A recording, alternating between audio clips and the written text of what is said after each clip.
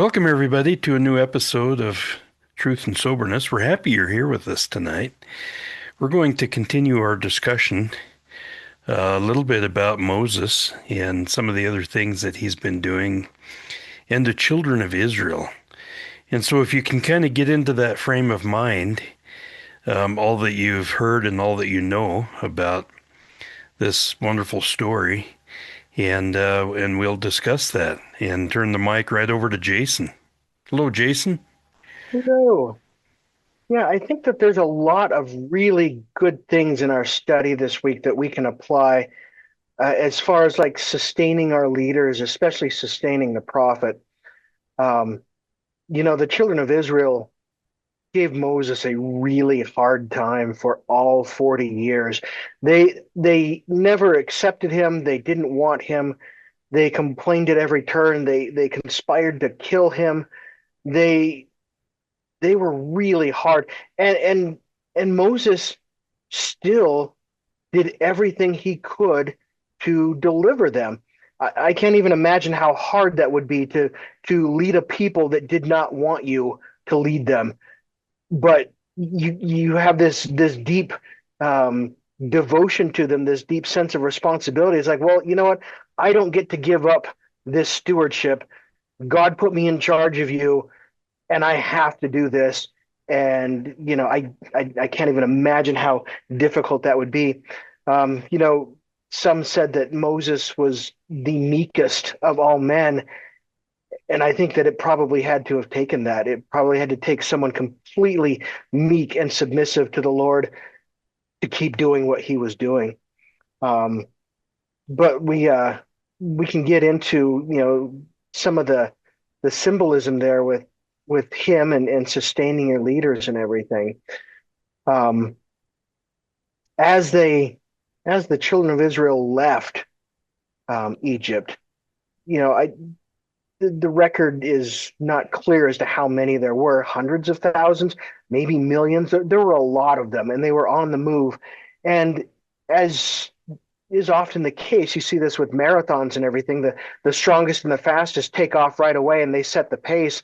And a few minutes later, you have the mid athletic people, and then taking up the rear, you've got those that are walking a marathon or dressed in a costume, and they're just kind of playing along and not really competing. Well, in this group of people, it was like that too. The strong and able ones took off. They started marching and they started heading out. And naturally, it left those in the rear that were old or infirm or were like the women and children who were uncared for. They brought up the rear. Well, the Amalekites, who were probably suffering the same curses that Egypt and Israel had just had, were also marching through the desert looking for reprieve, and they come across the Israelites and they attack them from the rear, and they start killing all of the women and children and old and infirm and the most vulnerable people that you can possibly imagine. The Amalekites were just coming through and slaughtering. And so Moses sends Joshua and a few men to go and contend with them. Well, Israel was not a fighting force. This was not a military operation. This was slaves being freed. And so Joshua and however many men he could, gather up were fighting the Amalekites and not doing terribly well. Well, when Moses would lift his arms, and this is the photo that I have here, when Moses would lift his arms up in the air with his staff, Israel would prevail. But if his arms started to drop at all, the Amalekites started to prevail. And so Moses saw that he had to keep his arms up this entire time if they were going to survive this. Well, Moses is at least 80 years old by this time. He's not a young guy. And even if he were a young guy, try doing that. Try lifting a broom above your head and see how long you can hold it there. It's not going to be very long. Um, and so he needed help from his counselors. So Aaron and Hur, I think is his name. I don't have the note in front of me. I think it's Hur. Hur. I want to make sure that I get that right. Um, do do do. Hur is Hur. So Moses and Aaron and Hur, kind of forming the uh, archetypical first presidency, if you will. They each grab an arm and hold him up so that Israel will prevail. What they did was not easy. How long can you hold somebody else's arm up with your own strength? And this took all day. And so this was a Herculean feat between Moses and Aaron and Hur to keep his arms above his head while Israel beat the Amalekites. And we can take a lesson from that the word sustain, we're asked to sustain our leaders. We just had a solemn assembly in conference a couple of weeks ago where we raised our arms to sustain our leaders. And to sustain means to hold up from below. It's exactly the perfect word for this situation. And it is not passive. It is not just the opposite of not complaining or not murmuring. Aaron and Hur didn't just sit there and refrain from murmuring against Moses. It took a lot of effort for them to get in, hold him up, and make sure that no matter what, they were successful. And that's what sustaining our leaders means. It means that when President Oaks gives some kind of instruction or urges us to do something or make some kind of a policy change or whatever he does, to sustain him means that we give everything that we have to make him successful in that. It certainly does not mean that we second guess him or that we um, disparage him in social media or we just say, you know what, I don't agree with that. I'm not going to murmur about it, but I'm certainly not going to support this until something better comes along. Those are not sustaining our leaders. And it kind of strikes me that when we are asked to sustain the brethren, we raise our arm, we lift something up as a symbol of sustaining them. And I think that some of that is lost on us when we're asked to do things that we don't necessarily agree with. When we're not asked to agree with it, we're asked to sustain them. And it may take all of our effort all day long to hold up their arms in this to make them successful. But that's what it means. That's a wonderful thought, Jason, and there's so much personal application for that. We talk about these stories, and one of the greatest stories, the story of Moses and the children of Israel, and all of the numerous lessons that we can learn. Um, when you think about the children of Israel being attacked from the rear by the Amalekites, there's no question that the scouts saw the situation. They noticed the weakest spot of the group, and that's where they attacked. They could make the greatest impact there and cause the greatest damage. Well, it's not easy to regroup thousands and thousands of people and to figure out a way to protect yourself when you really weren't expecting it. But because of Moses' leadership and the fact that he was able to set up a plan of defense and raise his arms in the air with his staff, that's really something. And to notice, to make that solid recognition that when those arms were raised, the Israelites prevailed. And it's just so wonderful to think about how we can take that personal application as like one of those individuals who is helping sustain or lift up those arms and keep them up. And I really like your application, Jason, in the fact that we can do that for our own leaders. And I just met with our bishop last night for some discussions, and it's so great to be able to be on the same team, to recognize our opportunities to serve, and then just discuss and set up a plan probably a lot like Moses and Joshua and the other leaders of the Israelites. And it's just, it's wonderful. And I can tell you through testimony and experience that as we sustain our leaders, we will not only get a lot done, but we will have that wonderful blessing of seeing things happen as we work as a group and and and succeed in things that really need to be done that are important and whatever they might be. So that's a great lesson, and I'm glad that we could see this firsthand from Moses' example. Yeah, and it doesn't have to be just um, the prophet that we sustain like that. Like you said, a bishop, a stake president, a relief society president, a primary president. It doesn't matter who, we can sustain them, and we don't have to necessarily agree with them. But we certainly should not be murmuring, and we shouldn't be sabotaging. We should be sustaining. And especially, I mean, I can't think of anything more comforting if I were in a leadership position knowing that I had people under me who did not agree with me, but who were sustaining me nevertheless. I mean, I would take so much comfort in that, and knowing that nobody's trying to undermine me. Um, I'm not in a leadership position, and so it's only my imagination, but I can sustain my local leaders and my general authorities in whatever way I can. Just And and to that point, Jason, that brings up an important thought, especially for those who serve as counselors in presidencies, wherever they might be. Um, Being a counselor is a big job.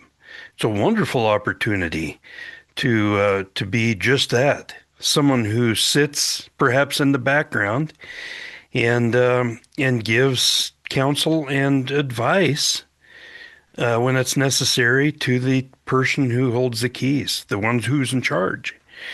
And and so, any of our listeners, think about the opportunities that you've had in the past and perhaps present where you've been a counselor or been someone who supported an organization, perhaps working in the background. It's a lot of fun and it's an uplifting experience. yeah, absolutely.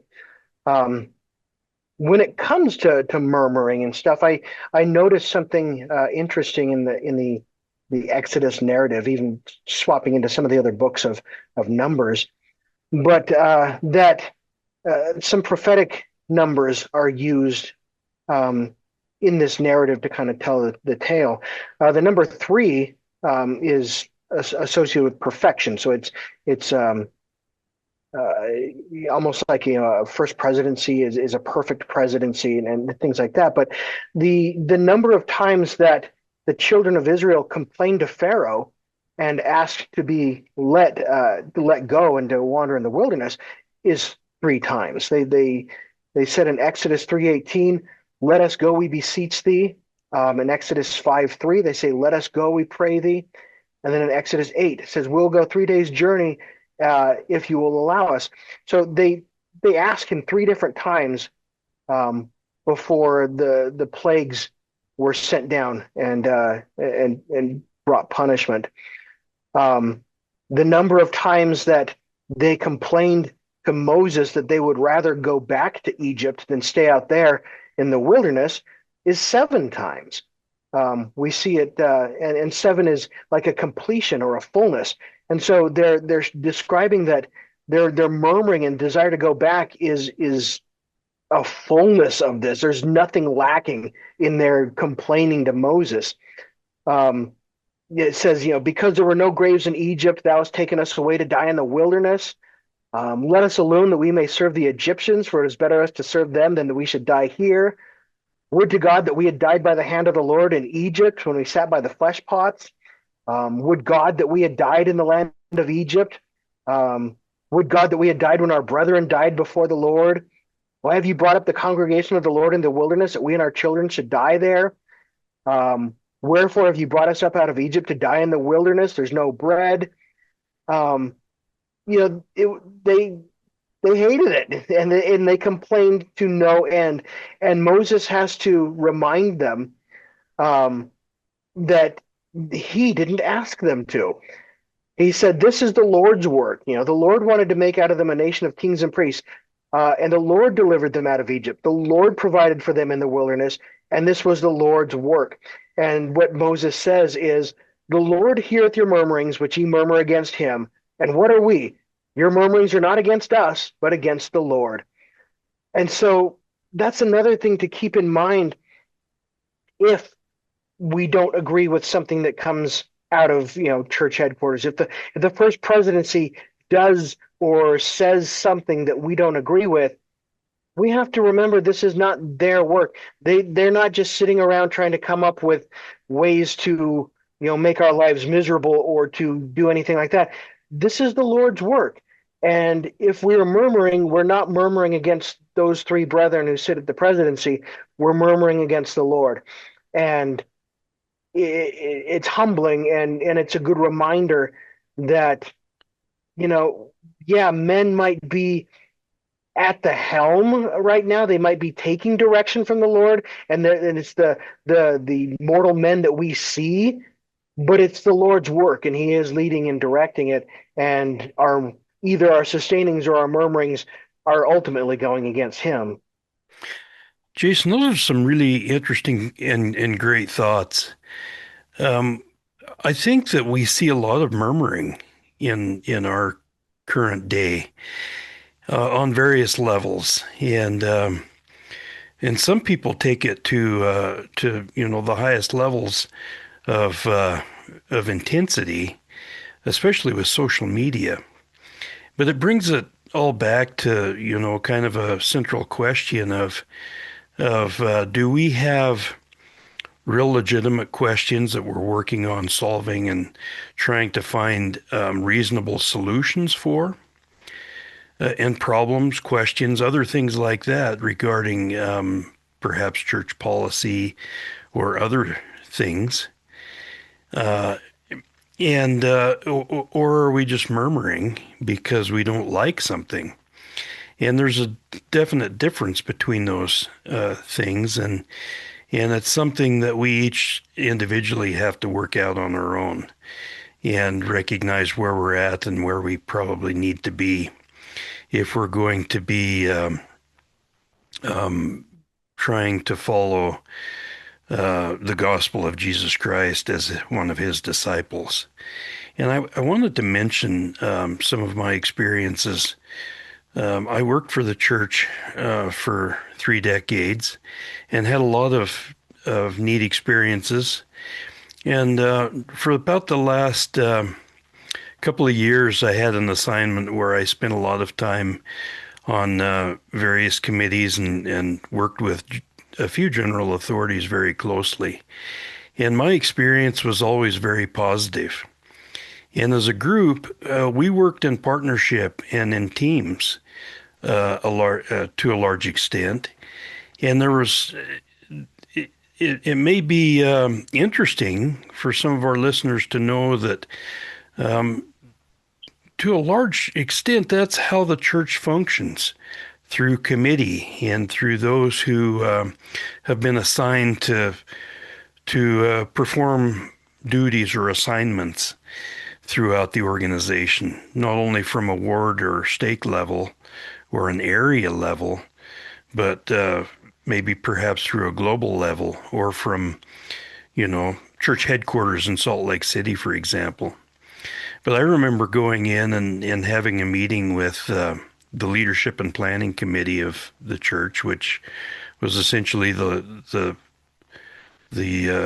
four apostles with the most seniority. And it was a great meeting. And I was working on a project that the church needed to have done, and it was interesting to me to recognize that in this meeting, we came well prepared, those who were in my little committee, in presenting our plan to set up this project and make it work.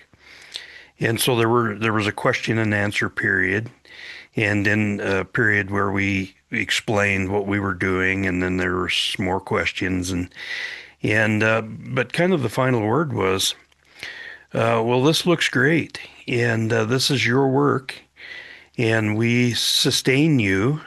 Interesting words. We sustain you in your work and appreciate what you're doing. Return and report when it seems appropriate to do so, and if you have any need, then work through the proper channels. And that's kind of how it works on every level of the church, from the ward clear on up. If your bishop has something that he would like you to do, it's kind of works the same way. It's your work, it's your job. You're using your talents and abilities to do that, and then you just return and report when you have accomplished the thing or set up the program or whatever it is you're doing. And so perhaps for our listeners, you can think about some of your own experiences. And if you want to mention some of them in the comments, feel free to do so. And perhaps we can discuss some of those. But it's a great organization and it's built on teamwork with some legitimate infrastructure of leadership. And it's great to partner and work together with individuals to accomplish God's work, and that's kind of what we're about. Yeah, what a good example. That's a cool experience to have had. You know, I think back on that when you are setting up and getting ready for a meeting with the apostles. The meeting itself is no big deal, really. It's all of the preparation getting to the meeting is what keeps you awake at night. Yeah, I bet. Anyway, those were great opportunities, and I cherish those memories. Yeah. Well, thanks for sharing that. That's really good. Um, let's uh let's talk a bit more about Amalek or the Amalekites, because the name Amalek has some interesting meaning.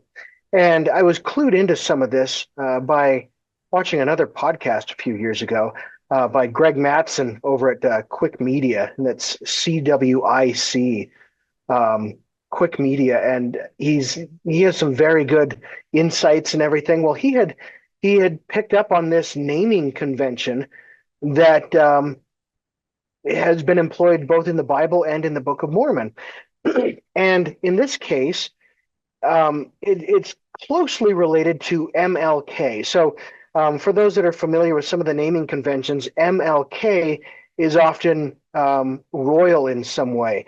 Like Mulek, MLK, was called the Little King, and so that naming convention comes over to the Book of Mormon that way. Well, typically with Hebrew, naming conventions are strictly consonants because they don't have vowels to be written down in the words. And so when you see a series of consonants, you know there are vowels in there somewhere. And honestly, depending on where you put the vowels and how many there are, you can come up with lots of different words. Um, and so with this naming convention, it's AML instead of just MLK. But we have this with Amalek, and the symbolism or the meaning behind this is going to be bloody or bloodletting or a thorn in the side, and or bloodthirsty even. And so if we look at in the Book of Mormon, we're actually giving a very explicit example of somebody with an AML name who is bloodthirsty. And we get this with I'm sorry, I can't even see this right now. Um, what's his name? Amalickiah. I was completely blanking on the name. Amalickiah, and he swears he's fighting Moroni in these battles, right? So he swears to drink the blood of Moroni. It says, and this is Alma 49:27, yea, he was exceedingly wroth, and he did curse God and also Moroni, swearing with an oath that he would drink his blood. And this because Moroni had kept the commandments of God in preparing the safety of his people. And so we have an AML name here with Amalickiah, who is bloodthirsty. And we have others. Amulon, AML, was a wicked priest of King Noah. He consented to Abinadi's murder. He ran off to join with the Lamanites and was set up as a local king or chieftain. He put Alma's people into bondage and then put to death anyone that even prayed to God. He attempted to destroy the entire people of Ammon, the pacifists who had refused to take up arms in their defense. Tens of thousands were killed. Amulon and his people were eventually hunted down to extinction. Then we have the Amalekites. We don't know where their origin was, but they partnered with the Amulonites in their battles against the Nephites, and particularly the people of God, the Ammonites. They were after the order of Nehor, the Antichrist, and they were so wicked that only one was ever converted to the Lord. And they were so bloodthirsty and had such a murderous disposition that the Lamanites appointed them captains over all their troops because they were so efficient at absolute warfare. Amlici, another AML, he was a Nephite dissenter who wanted to be king. He lost the election, took his followers, and ran off to join with the Lamanites. And, and to distinguish themselves from the Lamanites, the Amlicites marked themselves with red in their foreheads. Red blood, maybe, I don't know. But the number of dead in their battles were so many they could not be numbered, but exceeded tens of thousands. Amlici was killed by Alma. Another one, Amalickiah, a Nephite dissenter who also wanted to be king, lost the election, took his followers and ran off to join with the Lamanites. His followers caused a civil war at home and refused to make a covenant of peace with Moroni and were put to death. Through deception, Amalickiah becomes second in command of the Lamanite armies and then murders to place himself in command. He then murders the king of the Lamanites and, in a scene of false patriotism, blames the murders on another faction, takes the queen as his wife, and becomes the king of all the Lamanites. He opposes Captain Moroni and swears to drink his blood. He's responsible for the deaths of possibly hundreds of thousands of people on both sides of the battles.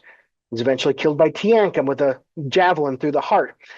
And so that brings us back to the original AML naming convention, which is the Amalekites here with Moses. And what do? They murder and slaughter the most innocent and vulnerable from among the Israelites. And even after this battle, after Joshua, puts them out, they then head into Egypt and take over what is now a completely defenseless nation. Egypt suffers all these plagues. Their entire Egyptian army is drowned in the Red Sea when Moses comes through, and the Amalekites walk in and take it over. They sweep it clean. And they're a thorn in the side, getting back to that other part of the naming convention. They're a thorn in the side of Israel through the reign of King David and Solomon. The kings were told multiple times to go in and wipe out the Amalekites finally and forever, and they never did until much later. And so we have this kind of an interesting naming convention that takes place. And I'm sure that I haven't found all of them, but it might be interesting to go through the scriptures, especially the Old Testament as we're going this year, and look for these names. See if they start with an AM and then have an L closely, following in there somewhere, and see if there's something bloody about them, or see if there's something that, vexes Israel, or that in many of these AML cases, try to become a king or a ruler over the people in opposition to God's appointed ruler. And so we have the idea of unrighteous usurping of power and authority as well. Um, that's just something kind of cool that, thanks to Greg Mattson over there at Quick Media, I was able to put some stuff together and figure that out. That's really cool. I'd never really thought much about naming conventions, but as you were talking, Jason, I thought, this might be a good chore for AI to just scan all of the words in that large language model that we pull from the Book of Mormon and Old Testament, and probably maybe even New Testament as well. See how many of those naming conventions exist and see if we can pull some more out. In fact, I'll create a chart, and maybe we can look at it in our next podcast, Yeah, and and just pull an AI report on that and see what we can come up with. that'd be interesting. I think it would be difficult to find it in the New Testament because it's Greek, and we don't have so much of that Hebrew that carries from the Old Testament into the Book of Mormon. Yeah, good Um, point. but that's not necessarily the case. I mean, who knows? So yeah, I hadn't even considered, setting this up as an AI type project. Well, That's a good idea, I think if I can get my prompting correct, to make sure that we grab the conventions the way that they're intended to be established, then it'll work. And I'll play with it a little bit and see what I can come up with. In fact, yeah. I've already got it set up in my mind. We'll just see if it works. And with those naming conventions, I can think of one exception to the AML, and that's with Amulek. When he and Alma were preaching, um, Amulek also has the naming convention of MLK. He's got the Mulek in there, and so we might take more from that than the AML, certainly because the narrative does not set him up as being bloodthirsty or a thorn in any way. He's exactly the opposite. So, the naming conventions aren't necessarily perfect, but man, when there's a pattern like this, it's fun to spot it and pick it out and see what we can learn from that. Well, that's what all of us little analyst nerds have been doing for decades. Right? And so that's kind of right up our alley, and it'll be fun to do. And anyone who's interested in this, stay tuned, and we'll talk about this next time. Yeah, I'm interested in that. Um, And one last mention of Amalek because he's just an awful person and his people were awful. We have the complete antithesis to Amalek with Jethro again. So we spoke about Jethro a couple weeks ago, how he's compared rhetorically to both Abraham and Melchizedek, um, and it sets him up as an incredibly righteous person. Well, he knows that, Moses and the children of Israel are out in the desert and they're suffering and having all sorts of problems. Um, and then Jethro goes out to meet them, and we have a couple lessons from that. He finds, first of all, that Moses is judging all the people, and I don't care if it's even 50,000 people that he's got. If you're sitting there listening to every gripe and complaint from 50,000 people, you're going to wear yourself out. And Moses was doing that, and he was completely wearing himself out. So Jethro comes to him and offers some wise counsel and says, "Look, you've got to learn how to delegate." He's like, "You've got faithful people that you can trust. You need to break this large group into the smaller pieces that you can digest." It's like set up groups of 50, 100, 500,000, whatever. And it's basically the equivalent of setting up wards and stakes and areas within the church as a whole. I mean, if President Oakes were to try to sit and judge everything that came up in the membership of the church, he would have no time to do anything else. Well, he doesn't have to because he has bishops and he has branch presidents and he has stake presidents and he has area presidencies that can handle all of the local things that come up. And when something does come up that they're like, dude, we don't know what to do with this, well, then they can bring it to Moses or to President Oakes and say, hey, we've got this situation that hasn't come up before. We don't know how to judge this. Will you, ask the Lord? And so Moses does this, and he sets up what is a very efficient and very, prosperous way to judge Israel and to get them taken care of on an individual basis without him doing all of the work. But we also have this description of Jethro. It says, and Jethro, Moses' father-in-law, came with his sons and his wife unto Moses in the wilderness, where he encamped at the mount of the God. And this is immediately after the struggle with the Amalekites. I'm sorry, I'm struggling here with some of the words. Um, we have the complete antithesis to this. So Kasuto, who's one of the he's got a lot of commentary on the Old Testament. He points out that this antithesis is underscored through thematic keywords. So the Amalek episode begins and ends with a repetition of battle or war. The Jethro episode begins with inquiries of well-being or peace, shalom, and near the end it said, "This people will come to its place in peace." Moses chooses men for war in the first episode and men for justice in the second. He sits on a stone at the battle and then sits in judgment.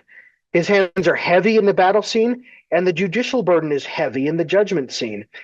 And it says, as for Midian, the later biblical record shows them acting as marauders crossing the Jordan to attack Israelite farms, but Jethro belongs to the Kenite clan of the Midianites that had a very special and lasting relationship with Israel from the very beginning.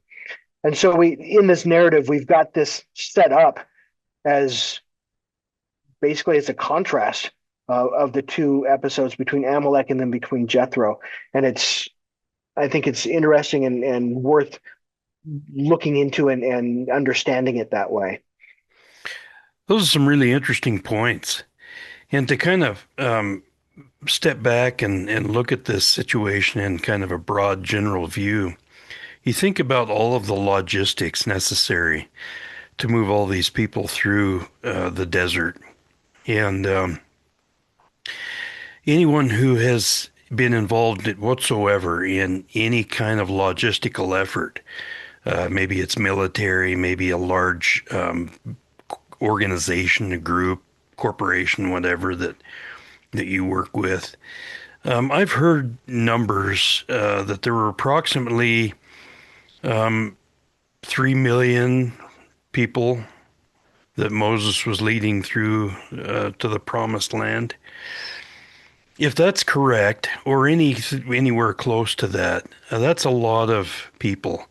And you think about the number of supplies, people's clothes wearing out, their shoes wearing out, whatever they wore on their feet to keep moving and walking, tents. You have to keep housing and food and clothing in such a consistent way that people are able to continue on.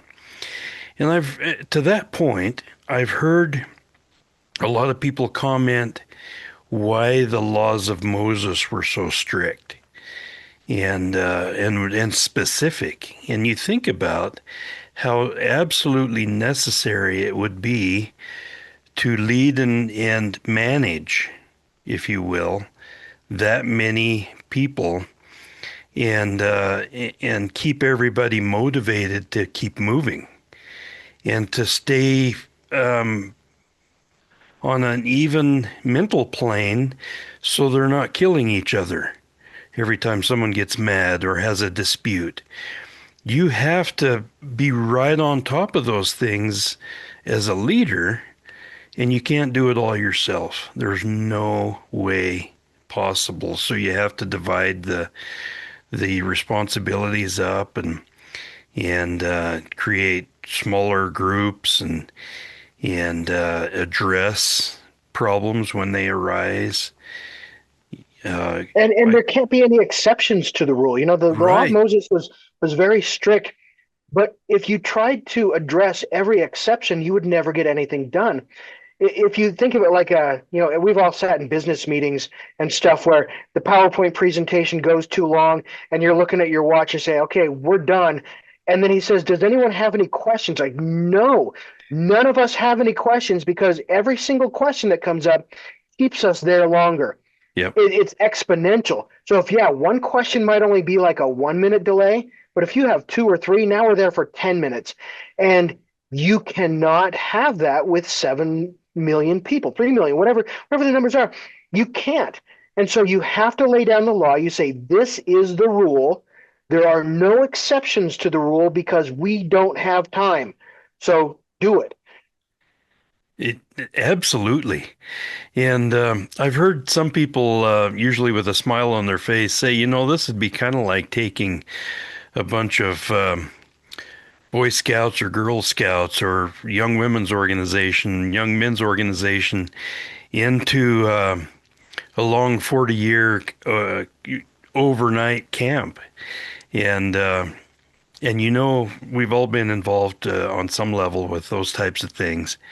And you know how quickly your well-laid plans can fall apart, and you have to just kind of take things as they come. Well, when you have this many people and you have objectives that you have to meet, then, like you say, Jason, there are no exceptions. This is the plan. We're going to stick to it. And if you have any problems, talk to your little group leader or whatever, and we'll address them later. But we're going to keep moving. Yeah, and when it comes to like food and stuff too, the manna, that's just the easiest thing to do. Give everyone exactly the same thing. Um, I have three kids. They're all three autistic. None of them will eat the same thing. When I make dinner, I make three dinners for them. Four, because my wife and I will eat something completely different than they will. But if I simply made one dish for the whole family, three of them would not eat. Um, and it's easier to make one dish. It's so much easier to plan to do. But no, my dinner time regimen takes three times longer than it needs to because I'm doing three different things. Well, that's the same thing with the manna. Here, you're being given what you need. Eat this, go. And boy, there was some murmuring. I wonder how many of them were, maybe on the spectrum a little bit like my kids and just like, no, we want chicken nuggets.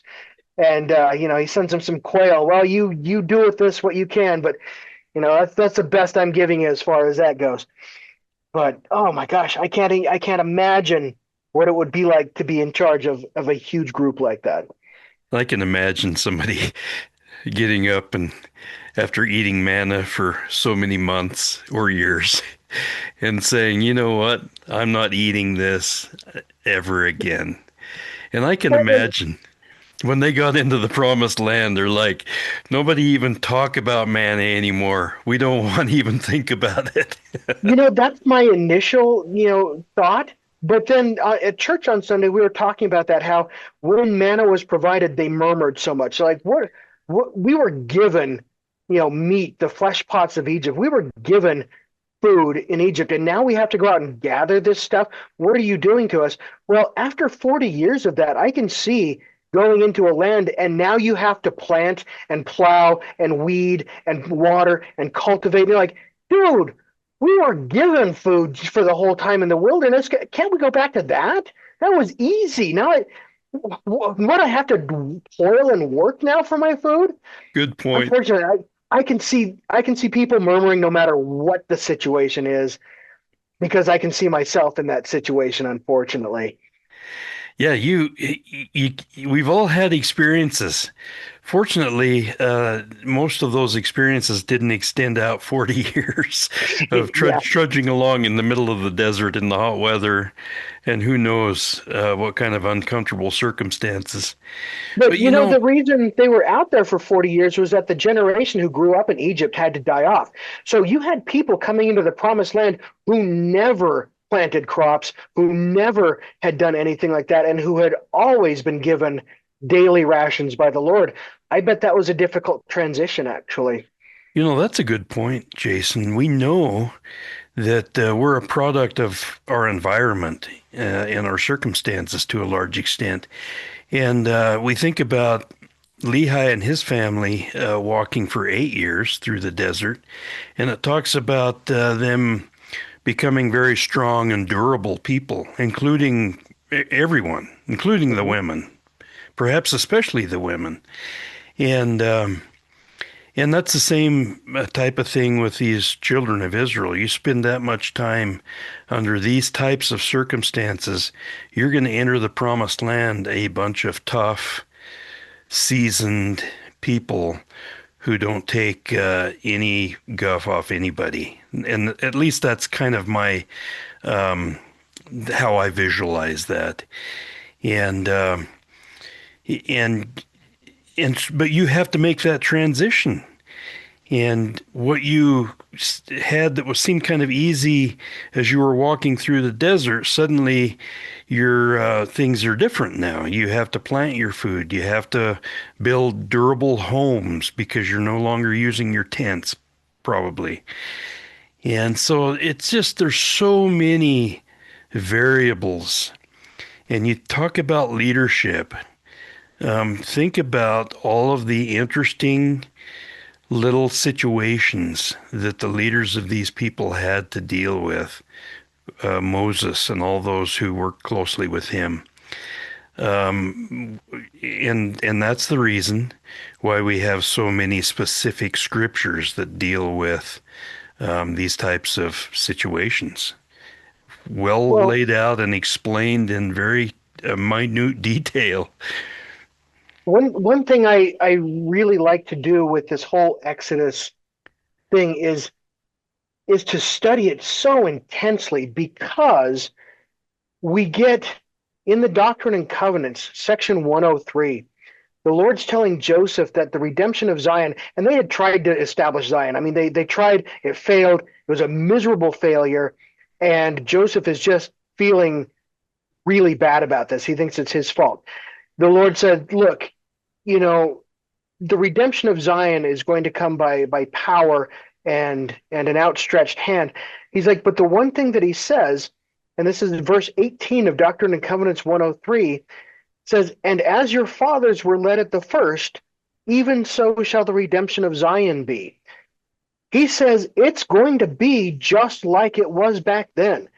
When Zion is finally established and redeemed, it's going to be just like that. There's going to be an Exodus. There's going to be a new Moses. There's going to be murmuring. There's going to be, miracles and deliverances. And he, he makes a comparison.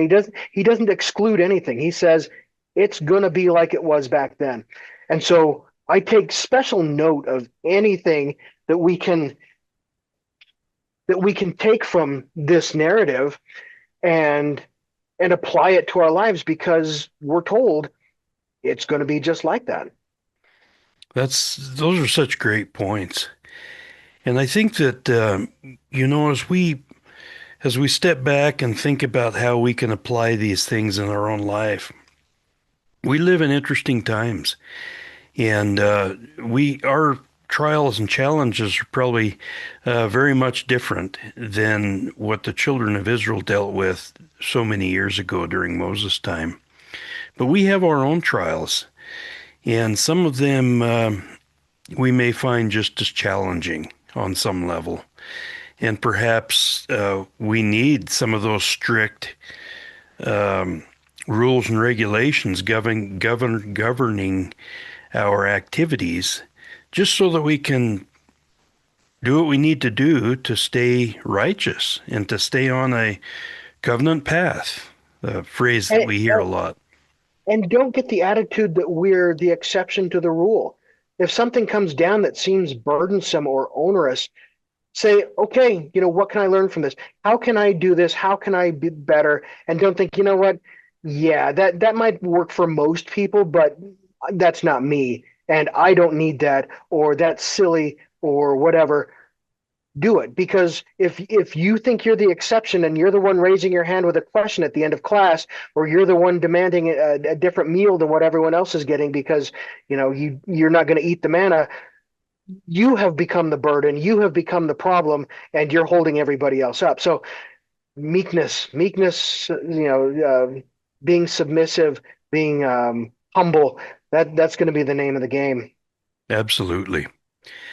And maybe on that note, Jason, that's a good place to wrap this episode. And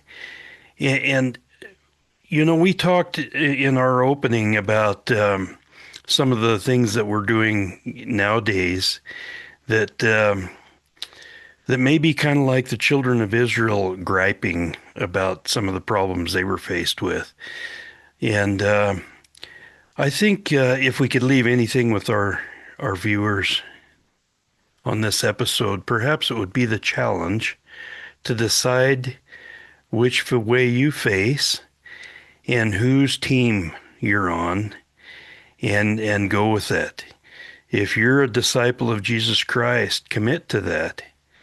And if you're finding it challenging to keep your testimony strengthened about sustaining our leaders in the church or anyone else in the organization, this is a good time to work through that and address those challenges head on and decide where you stand.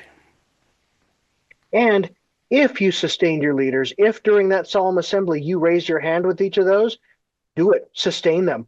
Don't fall into murmuring and grumbling. Don't fall into apathy. Sustain them with effort, with conscious decision. Sustain them.